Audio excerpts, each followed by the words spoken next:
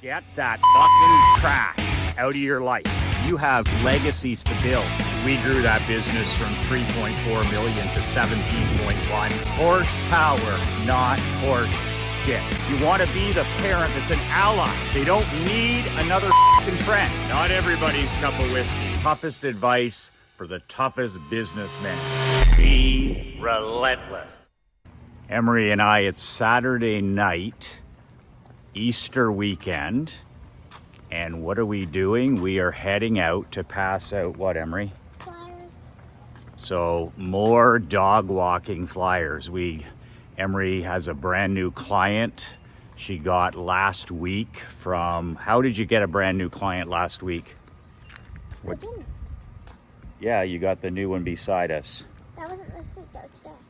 No, but you left. How did they become a client? Oh, I left a flyer on the car. On the windshield wiper? Windshield. And then we went over there last night, and what did the lady say to you? You can walk Scouts tomorrow. And then how much money did she pay you today? $10. $10. That's $57 Canadian. Just kidding. So Emery just asked me if I would come out and pass out some flyers. And the answer when it comes to belly-to-belly, toe-to-toe sales with our kids is always a hell yes. Never a later, never a maybe, always a hell yes. I was just reading the story again of the great badass Sarah Buckley. If you know Sarah, she runs the billion-dollar SPANX company. She spoke actually in Orlando in September, October when we were there at Russell Brunson's seminar. And she was one of the most impressive speakers. And her story, her entrepreneurial story, is actually very familiar. She struggled for years selling photocopy machines and fax machines door to door. The one thing I've noticed working with top 1% super achievers, men and women, almost every one of the super achievers that I've worked with, read about, studied, all have a background in toe-to-toe sales. They have all street level door-to-door sales, experiences like Emery here, passing out flyers door to door, postcards, selling fax machines back in the day, lemonade stands. Buckley was telling the story about how people would rip up her business card in front of her face when she would knock on the door to sell a fax machine. Some people would actually rip up her business card and walk her out of the building. And she just had this incredible mindset that no means not now. But I don't think there's anything that can teach what, Emery as an example is experiencing here when you're selling toe to toe, eye to eye, belly to belly. When you're out here on a Saturday night and you're passing out flyers, and then you end up getting a phone call, a day later, a week later, a month later, you leave a flyer on somebody's windshield, and the next time you meet them, they become your client. And in Emery's case, cross now, sweetheart. In Emery's case, you make $10 cash on a Saturday walking a dog for 25 minutes. Okay, let's go make sure we look both ways. So, the Sarah Buckley story is just insane how after, that she had those years of selling door-to-door copiers and fax machines, how that was all part of preparing her for being an entrepreneur and for cutting the feet out of those pantyhose and building a billion-dollar company called SPANX. An interesting thing, the story that she tells behind all that is that her dad, when they were kids, her dad would sit down at the kitchen table at dinner. There's something right there, sitting down at the dinner table. And the dad would always ask Sarah and her brother, what have you failed at this week? What have you failed at this week? And they'd always have to answer, right? And if they didn't have an answer, he would ask and probe even more. But it's interesting, she said that when she would tell her dad, she would say, well, I tried out for a part in the play and I didn't get it and I was awful, or I tried out for the golf team and I didn't make it.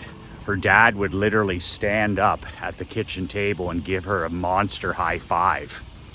And she didn't understand it at the time. She just thought it was pretty strange. But she said as she matured as an entrepreneur, she said what her dad was doing was reframing failure. And he was reframing it from something to be afraid. It's not something for her to be afraid of. Risk is not something to be afraid of. Failure is not something to ever be ashamed or embarrassed about. He reframed it and reprogrammed it in her mind, in her brother's mind, that the only failure was not trying.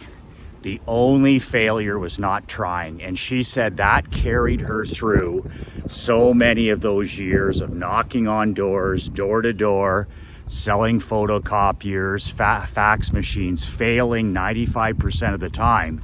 And she kept reminding herself that failure needs to be embraced, that failure is critical, and that the only real failure is not trying. The only real failure is not trying. So it's a good question to ask yourself today is, what have you failed at this week? What have you tried at and failed at this week? And we learn so much more from failure. Failure teaches us to smarten up and become better. I learned that in pro hockey and amateur hockey, that failure, losing, teaches us to smarten up and become better. And if you learn from your failures and you don't compound them, you make the mistake once, it's interesting. And then your life becomes, there's winning and there's lessons. There's winning and there's lessons. And the only real failure is not only when we do not try, but also when we don't learn from our failures. Marketing is failure. Passing out flyers is failing. Postcards is failing. Email marketing is failing. Shooting videos is failing. You know, if you're at the top of your game, you're going to have 95% of people ignore your communications. But if you have 1%, 2%, 5% of people like Emery has that respond to your flyer, your marketing, your advertising, that's a home run. So that's failing 95% of the time, puts you in the top 1% of marketers and advertisers. So man, oh man, that is a great message. What have you failed at this week? And reprogramming that in your mind, reprogramming in your children's mind that, you know what, we want to build risk-averse kids.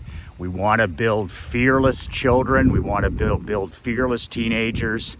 And man, money loves success, and money loves speed. It loves people that go all in, that burn the boats, to take the island, burn the ships and take the island.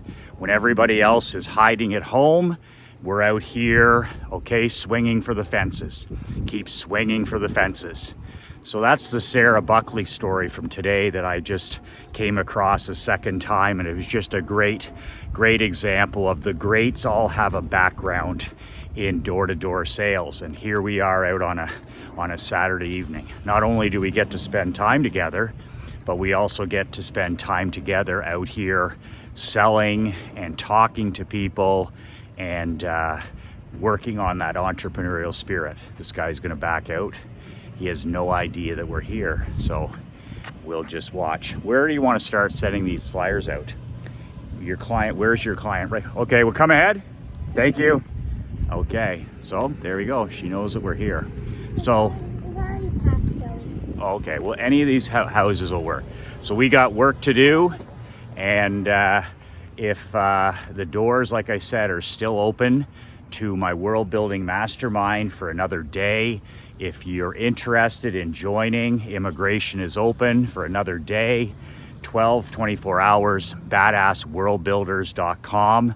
Listen, if I don't have your fax number, make sure that you reply to this email or email Leanne directly at leanne@badassmillionaire.com and send her your fax number so that you're added to my weekly confidential fax list. I am being censored on social media, on YouTube, on big technology, big brother platforms, on the World Wide Web. If you want to stay in contact off the grid and receive some of my very best marketing, some of my very best advertising and money making, then make sure that we have your fax number, okay? So reply to this and give us the fax number, or make sure that you email Leanne directly, leanne@badassmillionaire.com. What are the 2 words that change my life and change your life, Emery? Be relentless. Be relentless.